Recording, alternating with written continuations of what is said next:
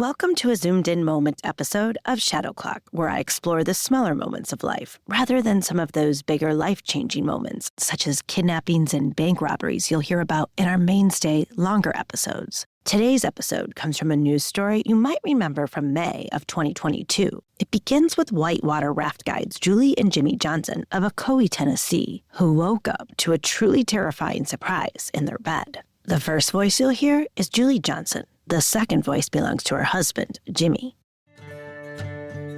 First and foremost, we had at that point 3 dogs of our own, and all 3 of them weigh well over 60 pounds. I mean, they're big dogs, and it is nothing for them to make themselves at home in our bed. I mean, it's their couch, I just sit on it. It's their bed, I just sleep in it. So it's a normal occurrence for us to wake up and have to pull the blankets out from underneath a dog that's wedged in between us. But what happened next was far from normal.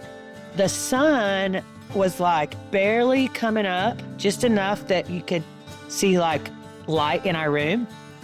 I kind of rolled over and tugged on the blankets, and it woke Jimmy up. The blanket wasn't over me, and it woke Jimmy up, and he was like, "Jules," real quiet, "there's a dog in our bed." And I said, "Okay." I thought it was our brown dog, Jupiter. And I roll over, and we both kind of roll over, and we lock eyes, and it is not one of our dogs. It is about an 80-pound pit bull. Scary looking dog. Scary looking dog. I'm Katie Mahalik, and this is a zoomed-in moment of Shadow Clock.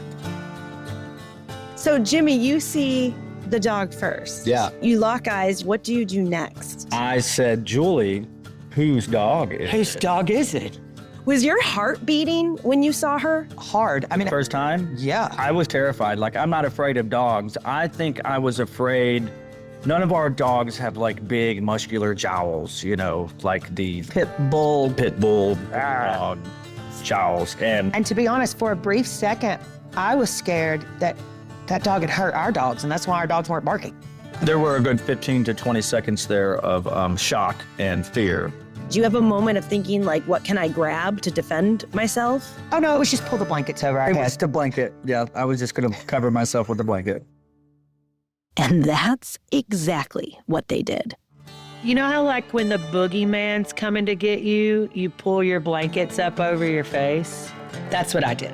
The boogeyman was coming. I don't know what good it was going to do to pull the blanket up over my face, but that was my defense mechanism. But Jimmy immediately went to, this is not our dog. He's very logical. I'm very emotional in life, but he was very calm and quiet, but nervous. Whose dog is this, and are we okay? Like I said, Jimmy and Julie were whitewater raft guides. They are not faint of heart kind of people, but I think it's safe to say this wasn't a crisis situation that had come with any of their emergency training.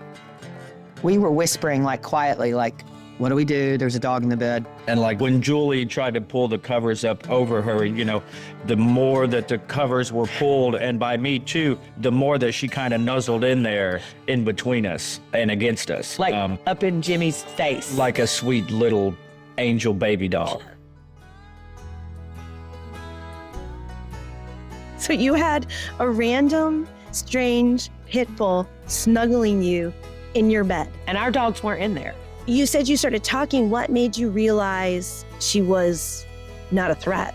As soon as Jimmy started speaking, she just leaned harder Leaned into over, him. and then when Julie tried to pull up the covers, she just snuggled down. Oh yeah, even more. just her whole body language was She was very, very reassuring instantly that Yeah. she was no threat to yeah, she just wanted to snuggle anymore. It was a weird pendulum of he to ha. This dog wants to cuddle with us. With their biggest issue now being an uninvited bed hog taking up too much space, Julie grabbed her phone. We were now laughing about it a little bit, kind of. Still not sure how the dog got in the house, but knew she was fine. So we just started taking pictures. Julie took pictures. And I actually curled up with the dog and went back to sleep for a couple more hours. Yeah. You can see several of those pictures on our website, and when all this happened back in 2022, the rest of the world could see those pictures as well. It happened fast. While Jimmy slept, those pictures started going viral. So I posted on my Facebook, a lot of strange things have happened, you know, with me and Jimmy, blah, blah, blah. And we've woken up with a dog in our bed. Whose dog is this? And it wasn't long until Julie got an answer. Here's Felicia Johnson, no relation to Julie and Jimmy Johnson, and Chris Hawkins, the moms of this snuggly canine. You'll hear Felicia first. My sister, she just happened to get on Facebook that morning and seen it and was like, oh my goodness, you need to see this. So I immediately went and looked and I was like, oh my gosh. Oh my gosh was right. Felicia had no idea what was happening. Last she had checked, Nala was safe at her parents' house, who had been watching Nala. But staring back at Felicia from those profile pictures we all know so well was her pit bull Nala snuggling with two complete strangers. It was no doubt that it was Nala. No, and considering the situation around it, that she was in a bed and snuggled with someone, like Picture of her showing her belly. That's like one of her favorite positions. and considering the circumstances around it, like, she brought in the bed, she snuggled, instantly I was like, that's Nala. Back at the Johnsons, Jimmy and Nala were still snoozing, and Julie was monitoring her Facebook messages. Within an hour, I got a message and she said, that's got to be our dog Nala. And she said, I am so sorry. She is a bed hog. I will come and get her. Where are you? The good news, Jimmy and Julie were just 2.5 miles up the road from where Felicia's parents lived. Chris was still at work, but Felicia, who had just pulled up to her parents' house, jumped in the car and got to Julie and Jimmy's in a matter of minutes. Me and my dad go over there, and Julie's standing out on the porch, and I get out, and I was like, I'm so sorry. And she's like, there's a big problem. You know, besides the problem of waking up to a strange pit bull in your bed. When they came to get her, I was still Jimmy was still in the bed with Nala, and she would not get out of the bed. And I was like, great, this is gonna be super awkward. But who it might have been most awkward for was Jimmy. I was in my, I was sleeping in my underwear, so I didn't have any clothes on. And so I couldn't get out of the bed. I was a little embarrassed to try and hop out of the bed and coax the dog out.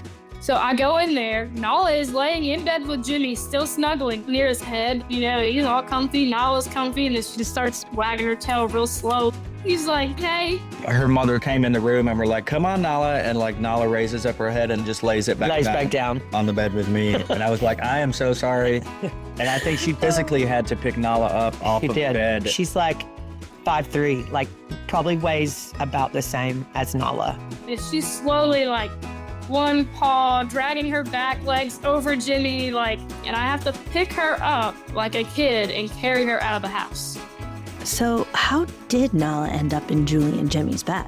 I asked Nala's moms how it all started.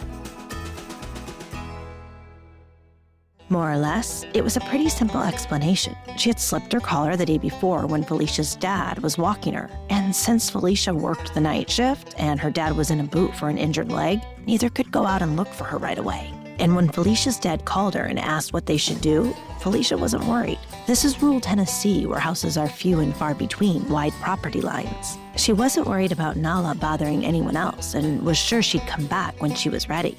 What they didn't plan for was a thunderstorm, and Nala was deathly scared of thunder. Here's Felicia and Chris telling me more about that. You may be able to hear Nala panting in the background as she's sitting right between them during this interview. There was a storm that had rolled in that night. It wasn't a bad storm, but the slightest thunder, fireworks, gunshots. She immediately she starts shaking. And that storm had rolled in, and she took off. In the meantime, Julie and Jimmy never have been 100% sure how Nala got in the house that night. And what threw them off the most was why their own dogs didn't alert them. We were like, well, our dogs did not bark. They bark at the squirrels and they bark at the wind. They let us know if anything's there, but there was no barking or anything. No. And so we came to the realization later that afternoon that we think what happened was we didn't push our door all the way shut. And so our dogs got out and were in the yard and met Nala in the yard and invited her in for a sleepover. So they actually got along. Yeah. And I guess they probably barked at her in their yard, but by the time they got back in the house, they were like, oh, come on in, we've got snacks. You can sleep with my mom and dad. It was during a thunderstorm. And so I guess she saw our porch light on and was like, oh, a safe place. And she came to our house for refuge and slept in our bed with us. He was a very sweet dog. Shadow Clock is an independent, out-of-pocket podcast. If you feel so inclined to donate, head over to our website at www.shadow-clock.com and click the contribution button. All monetary contributions go towards pumping out our next episode. This episode of Shadow Clock is created by me. Post-production audio is by Jessica Sturgeon. Kate Cosgrove creates original illustrations for each episode of Shadow Clock, which you can also see at shadow-clock.com. Motion graphics for our social media pages are by Darius Diaz-Asmodee. Music is credited to Pond5 and Artlist. Content contributors, composers, and individual song titles for each episode can be found on our website at www.shadow-clock.com. If you like the show, spread the word by telling someone else about Shadow Clock, and of course, by following us on social media. You can find us on Instagram, Facebook, and TikTok at Shadow Clock Podcast, and YouTube at Shadow Clock. The more people who know about Shadow Clock, the more people we can keep sharing these true life moments with.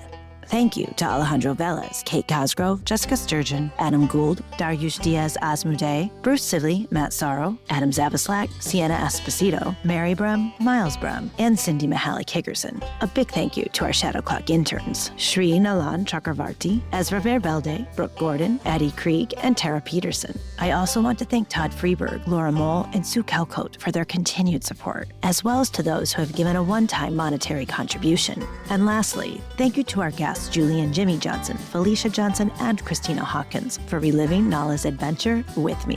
I'm Katie Mahalat, and this is Shadow Clock.